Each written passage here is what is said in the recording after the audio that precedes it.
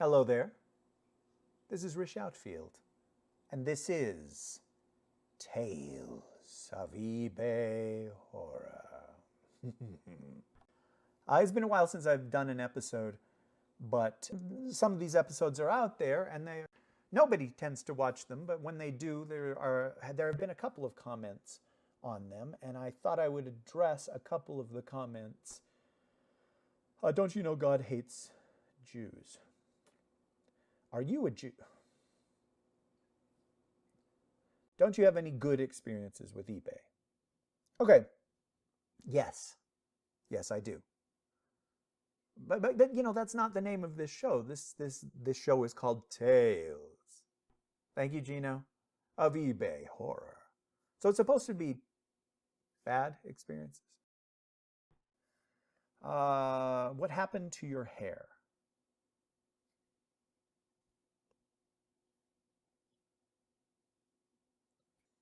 Why do I read eBay comments, guys? Okay, if you hate eBay so much, why do you sell on it? That's a good question. And the answer is I don't hate eBay. I don't. I've had good experiences. That question before. Yes. I mean, and sometimes it can be fun. Sometimes it can be a rush when you have when you're bidding on something and you are the winner. Okay, you know what? I will tell you a good experience, and then we'll go on to the rest of the episode. 10 years ago, 2008, The Dark Knight was coming out, and Mattel put out a bunch of figures in anticipation of that movie. I think there was like a Batman and a Joker and another Batman and like some kind of goon with a clown mask from the opening scene that were in every case. And I bought a couple of the Batmans and a couple of the Jokers. I don't think I bought any of the goons at the time. Having not seen the movie, who knew what the deal was going to be? But suddenly, all the Jokers disappeared from the store. I mean, part of it was Heath Ledger had died. And so, you know, I was like, hey, we need to get a figure of this guy. But the buzz on the internet was that a bunch of parents had complained.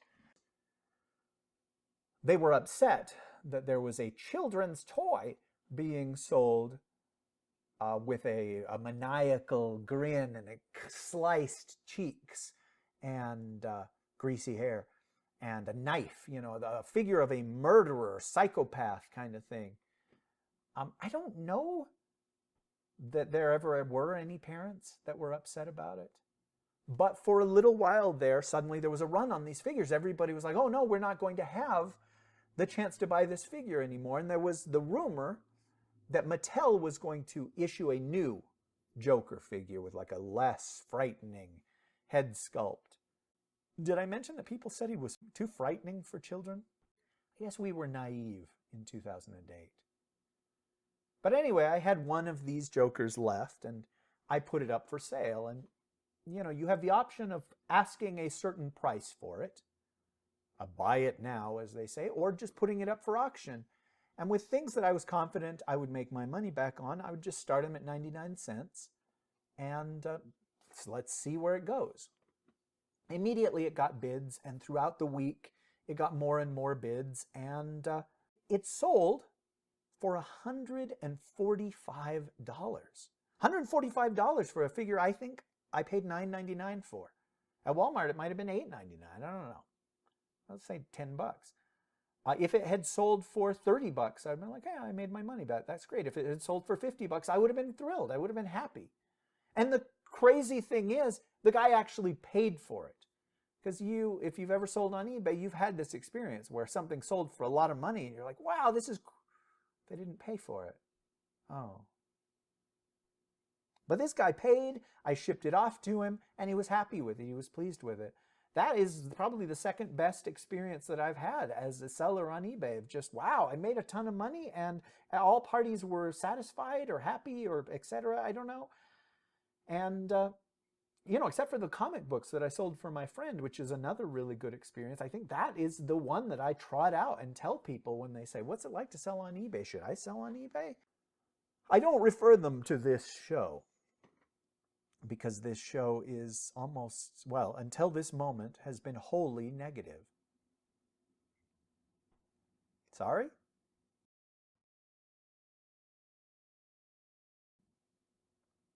So right now I'm in the middle of a tale of eBay horror.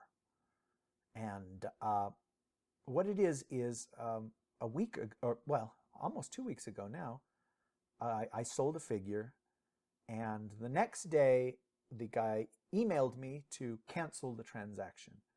And this happens all the time. All the time. If you're a seller on eBay, you know what I'm talking about. Most of the time, if people don't want something, they just don't pay for it. Happens way, way too much. But it's just part of the process of selling on eBay, I guess.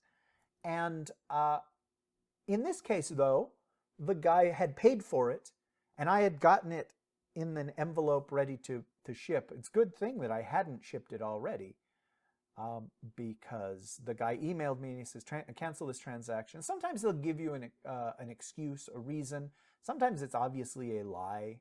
You know, it's like, my 3-year-old son got a hold of my phone and he bid on something and then he won it. And then he went into my PayPal account and he paid for it. You know, you don't have to lie. It's cool if you just don't want it anymore. This guy didn't give an excuse. He just, I don't want it, cancel. And so I did. It was the day after the transaction, and I got an email back from eBay that said, this transaction has been canceled and the buyer has been refunded. You don't need to do anything else. And that's about 90%, 95% word for word accurate. And I know because I read that email 2 or 3 times in the week that followed. The day after I gave the guy his refund, I got an email from him and it says, when are you going to refund my money? I kind of got a thin skin. I don't love hearing stuff like this from a guy. You can be polite about it, but the guy wasn't.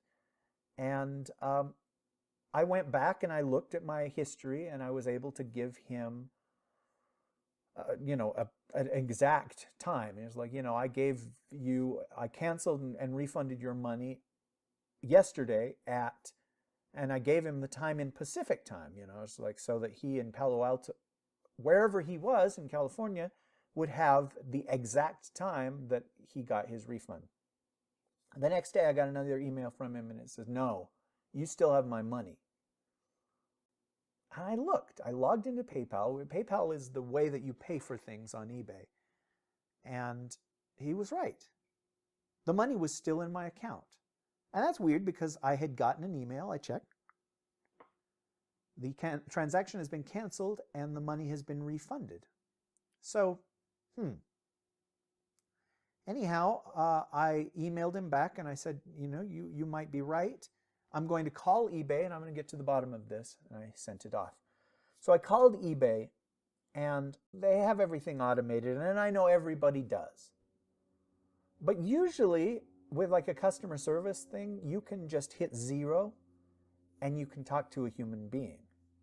That didn't work in this case. It was automated and they wanted to know what the problem was that I was calling about, but it was such an unusual problem of a refund didn't go through. It said that it did and it didn't. It gave me, a list of options, if you're a lost package, a tracking number that is, it gave me a big list and none of them were correct. I would have just wanted to talk to a person. Finally, it's just like, you're trying to give a refund. And I was like, okay, there we go. Then it said, all of our operators are busy with customers right now. The wait time is 6 minutes.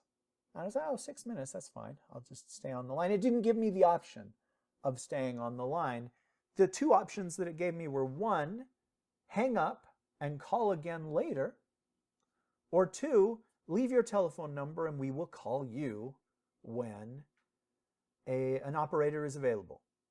And yeah, of course I chose option 2, but I would have been fine to just stay on the line. I'd already been on fighting with the mechanized operator, and I could just, work while I'm on hold. But it didn't give me that option. I gave him my telephone number. I hung up. And like 7 or 8 minutes later, I got a call, and it was, should I say her name? It was a nice lady at eBay. And I told her, hey, there's not a way just to be on hold? You have to call me back? I feel bad that you had to call me back. And she's like, we're sorry that you've had a bad experience, which is from their script. And it's just like, no, it's not a bad experience. I would have been fine to hold. Let me tell you what the situation is. And I told her what I've just told you. And I told her, sure enough, I logged into PayPal, and it looks like I still have his money. And she says, okay, let me see if I understand your problem. And she repeated what I had just told her. Look, I understand why they do this. I do. You go to Taco Bell, you're in the drive-thru, and, you say, hey, can I get 2 chalupas and, and a chocolate shake? No, okay, they don't have chocolate shakes at Taco Bell. Why? I'm sorry. I'm in the line, and they say, okay, so it looks like you wanted 2 chalupas and you're a fat bastard. I'd be like, no, it was 4 chalupas. I understand with something like that why they want to repeat your order. On the eBay thing, it was irritating. And it was like, yes, that's exactly what it is. If you would look, I've got this email, but it looks like I still have his money. And she's like, yes, you do. He paid with a credit card, and with a refund, it takes 3 to 5 business days for the money to go back on his card. So after 3 to 5 business days, it'll go back on his MasterCard, and it will be fine. And I was like, really? So I should just tell him that?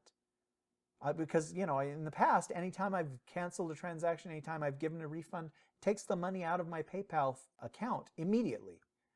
And she's like, well, that's how it is. And I said, okay, well, would you mind forwarding this information to him? She's like, oh, I can't do that. You will have to do that with your buyer. And I was like, oh, okay. Well, hey, do you have like a transaction number? Like a refund number that I can give him? It's like, this is proof of the refund. This is all you have to type in, and it'll show that you got it. And she says, yes. And she gave me the number, and she was super, super pedantic about it in a good way. I'm not trying to throw her under the bus in any way. She would be like, 37, D as in douchebag, 714J as in jagoff. And to cover myself, at the end, I was like, hey, let me read that back to you. And I read the whole number and the letters, and she says, that is correct. And I said, okay, cool, because I've been typing an email for this guy telling him what you're telling me, and I'm going to fire it off. Is there anything else I need to do? And she's like, no, I'm sorry you've had a bad experience. The same thing that she said the first time. I was like, look, it's not a bad experience. As long as it's all taken care of, thanks. You've been a lot of help. Well, you have a nice day, sir. Thank you. And I hung up, and I sent the email off that said, I'm sorry, you got to wait 3 to 5 days, it looks like, to go onto your MasterCard. That's what she said. And here's your transaction ID. About 5 days later, I got an email from the guy again, and I was at work, so I didn't see it. The email, and I should have had them in front of me. That's why I came to the computer. Instead of reading the stupid YouTube comments, I should have had the emails in front of me so I could go word for word, and it wouldn't be such a long episode. But I don't. I got an email from him, and it said, hey, the time has passed, and I still haven't gotten a refund. I'm going to issue a dispute unless you refund me right now. And if I had gotten that email sometime when I wasn't at work, when I could look at it, I would have emailed him back and said, do issue a dispute. Because they'll get to the bottom of this, and I don't want to deal with you anymore.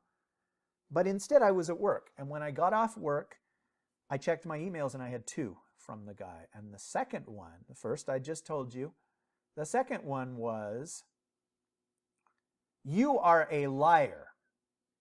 I just called eBay, and they told me that transaction ID you gave me is not real. You have taken my money, and I am going to issue a dispute. my ears really burned when I saw that "you are a liar" part. Like I said, I have a thin skin. I don't love dealing with people, especially irate people. I've had to do that at various jobs. And look, it's no fun to deal with people in customer service, especially angry people. But I emailed him back and I said, I told you exactly what she said. I'm not a liar. Go ahead and issue a dispute. And I felt like saying, fuck you, or I don't want to deal with you ever anymore. But I didn't. I sent it off, and then I got in the car and I drove home, but I was stuck in traffic for a while, and I was just stewing. I was just angry the whole time. When I got home, I decided I'm going to send an email to eBay, an angry email to eBay, and I typed it up. I told them what I've told you, just like in the shortest words possible. I wish I had that in front of me, because then I could just read that and we would have saved, oh my gosh, like 7 or 8 minutes by this point. But I ended my email with, the woman that I spoke to on the phone was very nice, and I am not angry at her, but I have been burned by eBay before. And if it is true that he called you and you said that it was not a real number and that I was a liar, then I am upset right now. And I need to speak to someone in authority. This is my telephone number and this is my email. Please contact me if you need any more information from me. Oh, I also said, hey, it could be that this guy is a scammer and he wants to get a second refund. Otherwise, why hasn't he issued a dispute already? My sister was here and my niece was visiting, and when I told her the story, she said, oh, well, now you'll have an episode of your YouTube show. And I had been thinking about that in the car as well. While I was stuck in traffic and I was just angry at this guy. I just kept hearing, you are a liar, over and over again. And that was like the silver lining of it. The cold comfort that I had was, well, I'll be able to do a heck of an episode about this. And it's all fresh in my mind. So it'll be 18 minutes long. But I said to them, hey, look, can I read this email before I send it to eBay, just to make sure it's not too angry, because I was so angry.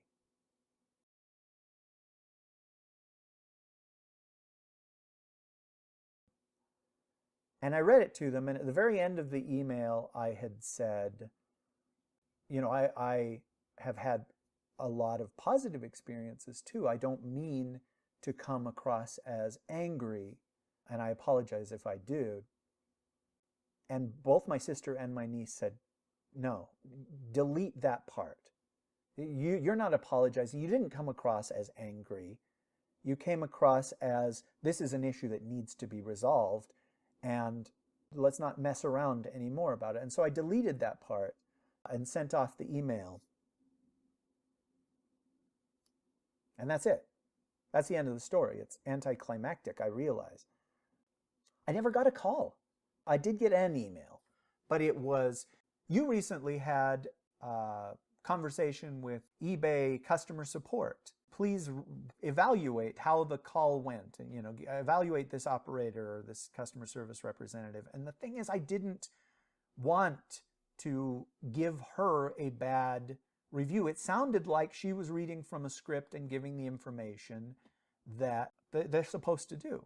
Like I said, it's no fun to be a customer service rep. I have been that. And I've had complaints against me, and that's no fun too. It's hard enough dealing with customers. And then, here we go. So I never sent that in. I just didn't hear back from them. Look, I'm sorry that I seem to be 100% negative on this show. I don't mean to be. In the back of my mind, it's like, well, I've had some bad experiences that might be fun to hear, especially in a Halloween context, of kind of thing. But I realize I've just been talking and talking, and that's no fun, right?